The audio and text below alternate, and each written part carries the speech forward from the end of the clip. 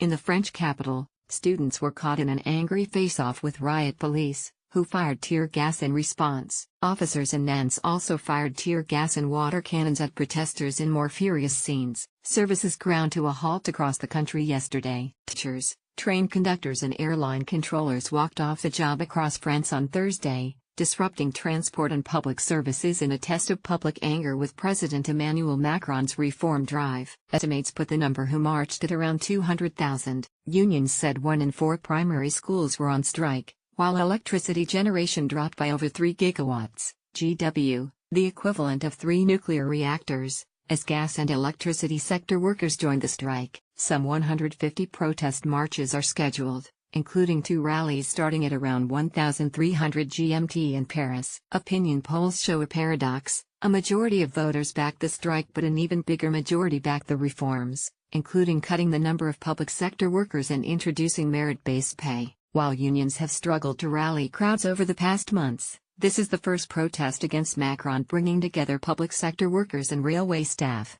potentially spelling trouble for the government ahead of a rolling rail strike.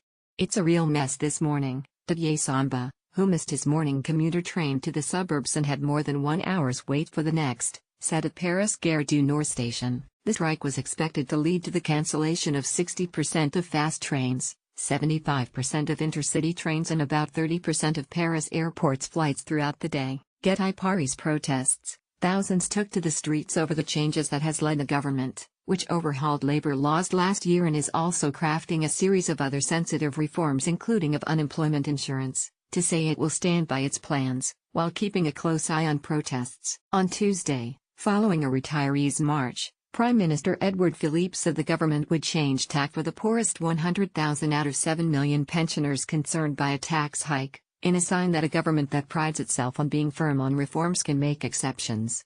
"What we need to avoid is that all the grievances fuse together, as was the case in 1995, a government official said, referring to France's biggest strike in decades, which forced the government of the time to withdraw reforms after striking public and private sector workers received huge popular support. Get Paris protests. It is the first major protests against Macron this year. What we need to avoid is that all the grievances fuse together, as was the case in 1995. French government official. The situation is very different from 1995. At the time there was a big discrepancy with what the government had promised during the elections and what they eventually did. Public sector workers are angry with plans to cut public sector headcount by 120,000 by 2022, including with voluntary redundancies, and introduce other reforms including merit-based pay. Railway workers are worried by government plans to scrap job-for-life guarantees, automatic annual pay rises and generous early retirement.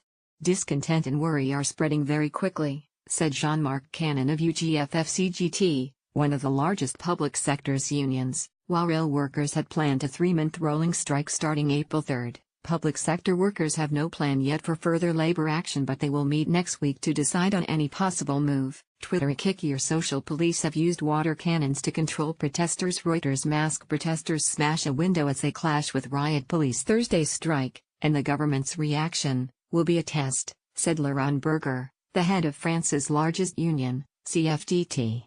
Either they, the government, listen to us and it will have been just a warning shot, or they don't listen to us and then, let me tell you that public sector workers are very mobilized, he told RTL Radio.